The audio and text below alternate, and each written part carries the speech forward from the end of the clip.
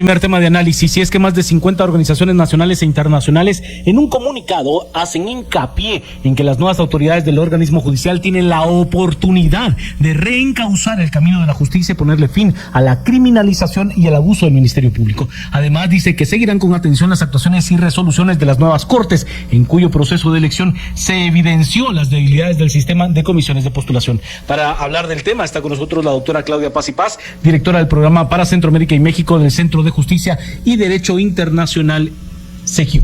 CEGIL, y hay que decir que CEGIL es una de las organizaciones que precisamente firmó este comunicado. Doctora Paz y Paz, bienvenida a este espacio. Gracias por acompañarnos en Hora 15. Quisiera resaltar este punto que acaba de compartir Juan Carlos, que se tiene la oportunidad de reencauzar el camino de la justicia y ponerle fin a la criminalización y abusos del Ministerio Público. ¿De qué manera decisiones del organismo judicial podrían evitar esto a lo que ustedes llaman criminalización y abusos por parte del MP? Bienvenida a este espacio de nuevo.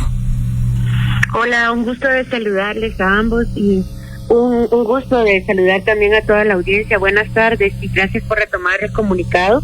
Creo que es importante resaltar que se trata de un comunicado conjunto de organizaciones nacionales e internacionales que seguimos muy de cerca el proceso de elección de altas cortes en Guatemala. Y resaltar también que el Poder Judicial es un poder, debería de estar al servicio de las y los ciudadanos, y por eso la importancia de la independencia judicial. Y es un poder también que, como bien dice el encabezado del comunicado, tiene una injerencia directa para prevenir o facilitar la criminalización.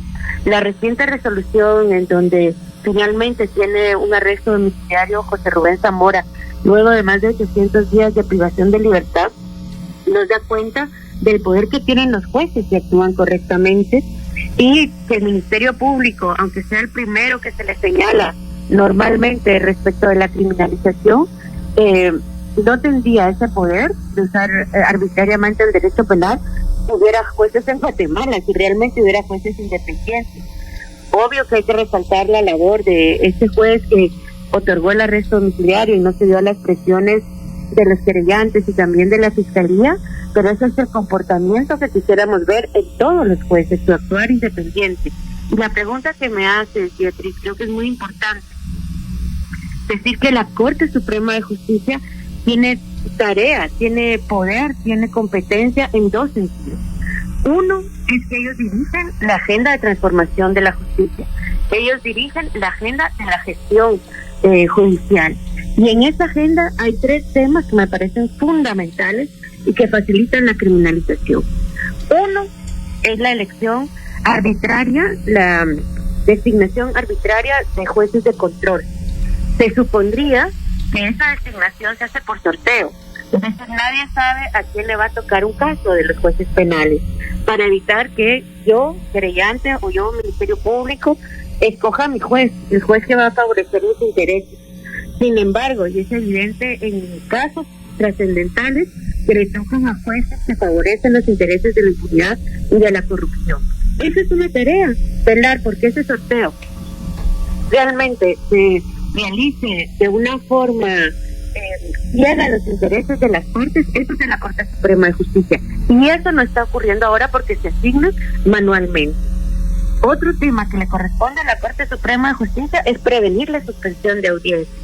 Vemos en el caso de Eduardo Campos cuántas veces le han suspendido audiencias de apertura a juicio, de primera declaración, de ofrecimiento de pruebas. Hoy lo volvieron a hacer, doctora Paz y Paz, lamento interrumpirla, pero hoy volvieron a hacer lo mismo. El Ministerio Público no se presentó. Entonces es un compadrazgo tanto de la Fiscalía, que utiliza subterfugios para retrasar los procesos, como de jueces que les juegan el juego. Y perdón que siga, pero un tercer punto que creo que es fundamental es que a la Corte Suprema de Justicia le toca supervisar y establecer los mecanismos para que no sean los jueces quienes violan los derechos humanos, quienes violen los derechos humanos. Por ejemplo, restringiendo el derecho de defensa, declarando en reserva los casos. Y un punto más, perdón, para terminar la pregunta, es que la Corte Suprema de Justicia tiene casos a su cargo donde tiene que ser un control de convencionalidad, es decir, si es excesiva la prisión preventiva, si se ha usado arbitrariamente el derecho penal, si se ha hecho uso extensivo de los tipos penales, o sea, la Corte como juzgadora, como tribunal, aparte de ser la encargada de muchos temas de la agenda de transformación judicial, tiene competencia, por ejemplo, para rechazar todos los antejuicios que son espurios en contra de jueces independientes, por ejemplo. Perdón por la extensión en la respuesta. Doctora, buenas tardes. Juan Carlos Sandoval les saluda. Yo quiero hacer énfasis en uno de los puntos que tratan en el comunicado que me parece realmente importante, doctora, y es que fueron evidenciadas las fallas dentro del sistema de comisiones de postulación. Mi pregunta es, ¿por dónde corre la corrección? ¿Qué podemos hacer como sociedad y cuán complejo es el debate? Porque, a ver, ya lo hemos tenido como sociedad y no hemos podido llegar a buen puerto. Gracias, Juan Carlos, por la pregunta. Creo que lo que se evidenció, a pesar de la observación internacional con la misión de la OEA, a pesar de que el panel de personas expertas también internacional, impulsado por la sociedad civil y la comunidad internacional, de la observancia ciudadana de las autoridades ancestrales en el país, a pesar de la prensa independiente, que creo que de una cobertura excelente el tema de elección de altas cortes, el sistema ya no da más. O sea, en 3 semanas tenían que examinar 1.400 expedientes. ¿Qué seriedad hay realmente en eso? Es un trámite formal. Aunque tuvieran la mejor buena fe, es imposible que los más de 3 docenas de comisionados pudieran realmente conocer a los aspirantes, entrevistarlos, ver sus atestados, conocer sus sentencias, y no digamos de las componendas que también se denuncian en el comunicado que hubo en el Congreso. Entonces, este sistema se tiene que reformar. No podemos llegar a la próxima elección de altas cortes sufriendo porque los jueces nos van a tocar, que magistrados. Y empezando por un tema importantísimo, no puede ser juez y parte. O sea, los comisionados no pueden ser a la vez postulantes, porque eso es un conflicto de interés evidentísimo, y eso hay que reformarlo. Y tampoco se puede elegir a todas las salas de apelaciones en el mismo momento por este sistema. Creo que eso se tiene que devolver a la carrera judicial, y si bien se quiere que la Corte Suprema de Justicia tenga otro mecanismo, pues ya resolvimos mucho más de la mitad si regresamos el tema de elección de salas por méritos a lo interno de la carrera. No hay por qué darle interferencia política, es decir, al Congreso de la República, en la elección de magistrados de sala. Doctora Paz y Paz, yo quisiera abordar también otro tema que hemos tocado con otros abogados, y es esto de las multicausas, que utilizando la misma excusa, un juez lanza diferentes órdenes de aprehensión y va derivando un caso de otro, cuando en realidad el origen es único. ¿Qué podemos hablar de eso y cómo podría intervenir en esos casos el cambio, el relevo en el organismo judicial? Y yo creo que el problema son la fabricación de delitos. Son casos que no tienen ningún fundamento, no son conductas atípicas. Por ejemplo, casos donde se imputan delitos de funcionario a personas que nunca han sido funcionarios, son delitos especiales, se exigen requisitos que no se cumplen en la realidad, o el uso extensivo del derecho penal también al aplicar tipos penales como obstrucción de la justicia para personas defensoras que lo único que están haciendo es su trabajo, a periodistas que lo único que están haciendo es su trabajo. Y el problema, como bien señalas, es que no solo el primer caso era espurio, era caso sin sustento, eran conductas atípicas, sino que cuando las personas están por obtener la libertad, y hay muchos ejemplos, el caso de Virginia La Parra es uno de ellos, entonces le inventan otro caso. Logran cerrar ese caso, le inventan otro caso. Entonces, más allá que sea una multicausa, es que los jueces en una convivencia con la fiscalía permiten que estos procesos penales subsistan.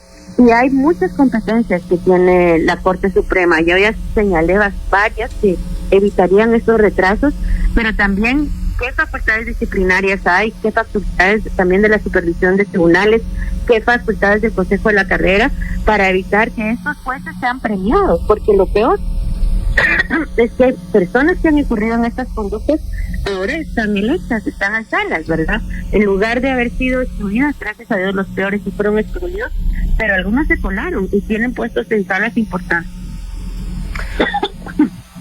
Doctora, cuando analizamos el punto que usted ponía sobre la mesa de ese sorteo, ¿cómo analizamos los juzgados de mayor riesgo.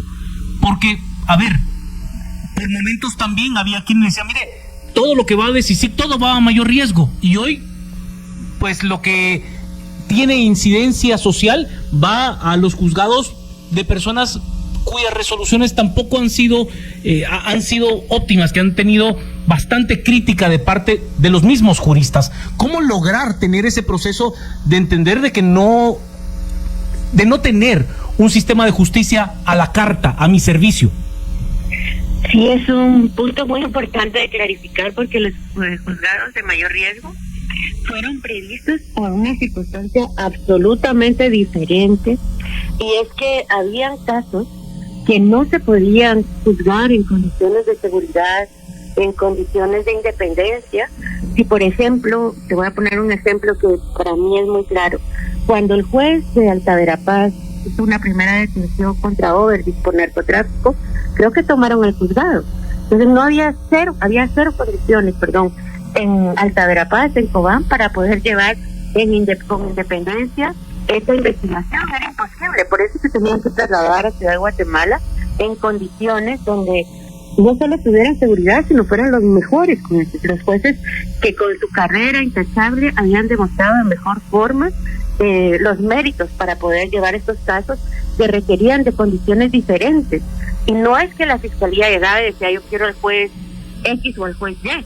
Se pedía a la Corte Suprema de Justicia, y ahí también había una asignación aleatoria entre todos los juzgados de mayor riesgo.